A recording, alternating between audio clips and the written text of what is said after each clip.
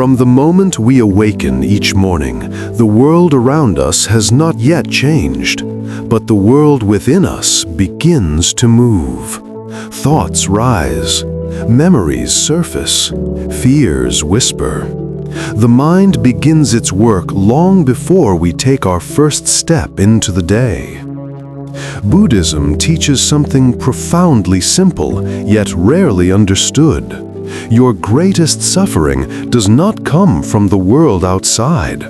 It comes from the voice inside your own mind. The world may be loud, but the mind is louder.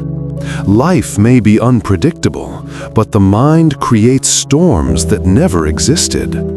What you fear most is not the situation, but the thought of the situation. What hurts you most is not the event, but the story the mind creates around it. In this way, the mind becomes your greatest enemy, not because it wishes to harm you, but because it has never learned how to be still. It runs without rest, jumping from past to future, turning memories into wounds and possibilities into fears. When you do not understand your mind, you become trapped inside it. When you believe every thought it creates, you become its prisoner. The inner war begins quietly. The mind says, "You're not enough," and the heart believes.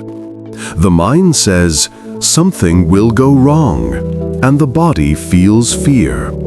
The mind says, "People will judge you," and you shrink into silence.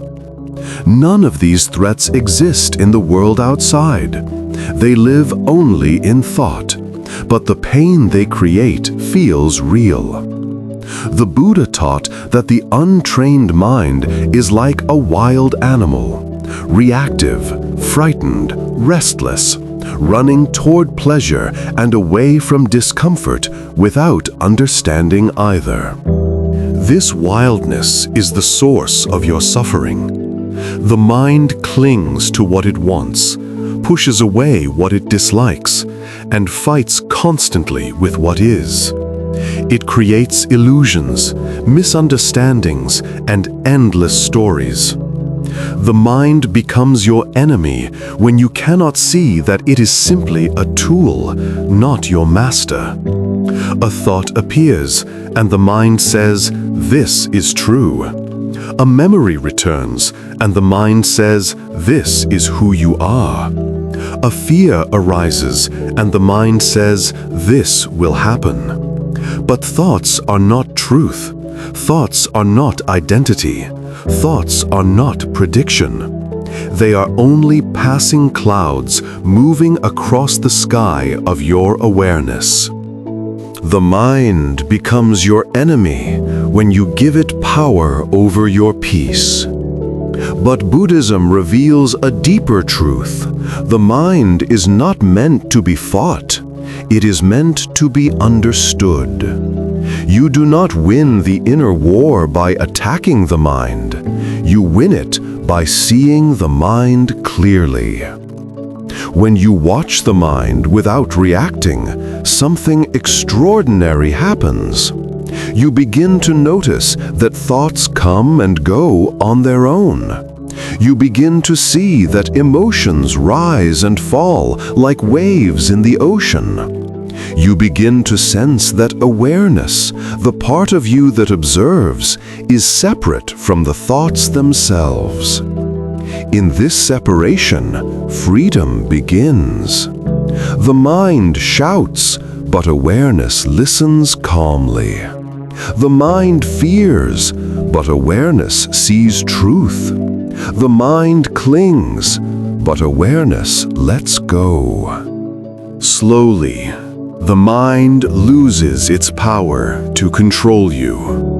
The Buddha compared the mind to a monkey, jumping wildly from branch to branch, from thought to thought, never settling. Through awareness, the monkey becomes calm.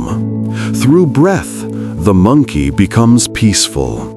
Through understanding, the monkey becomes your ally.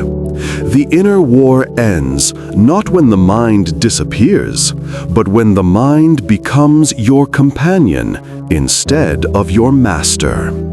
When thoughts arise, you no longer believe them blindly. When fears appear, you no longer collapse beneath them.